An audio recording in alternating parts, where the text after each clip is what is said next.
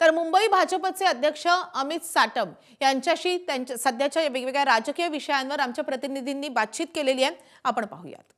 आंदोलन नाहीये, प्रार्थना आहे। त्यामुळे काही राजकीय पक्ष आणि काही राजकीय नेते हे आपल्या संपलेलं आपलं राजकारण पुन्हा एकदा जिवंत करण्याकरता समाजामध्ये तेढ निर्माण करत आहेत, लोकांची माती भडकवण्याची कामं करत आहेत, प्रक्षोभक अशा प्रकारची विधानं करत आहेत। याचाच परिणाम हा झालेला आहे की एक मराठी युवक अर्णव खैरे याला मारहाण झाली आणि त्याच्यातून मानसिकदृष्ट्या खच्ची झाल्यामुळे त्याने आत्महत्या केली। त्यामुळे फारच गंभीर आणि वेदनादायी अशा प्रकारची ही घटना आहे, ज्यामध्ये यांच्या राजकारणामुळे एका मराठी तरुणाला आपला जीव गमवावा लागला।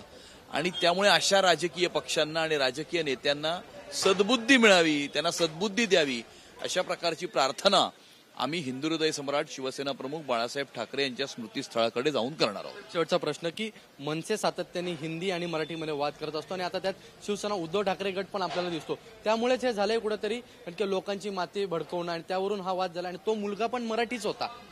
मनसेच्या दीपोत्सवामध्ये जनाब जावेद अख्तर यांनी हिंदीमध्ये भाषण केलं होतं, राज ठाकरेजींच्या समोर केलं होतं।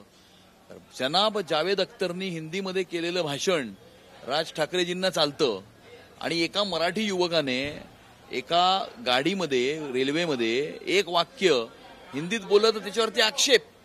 आणि त्यामुळे ही दुटप्पीपणाची ढोंगीपणाची ही भूमिका आहे आणि अशा प्रकारच्या भूमिकेचा या मारामारी कुटाकुटीचा प्रक्षोभ विधान करायचा आणि कायदा आणि सुव्यवस्थेची परिस्थिती निर्माण करणाऱ्या प्रवृत्तीचा आम्ही निषेध करतो।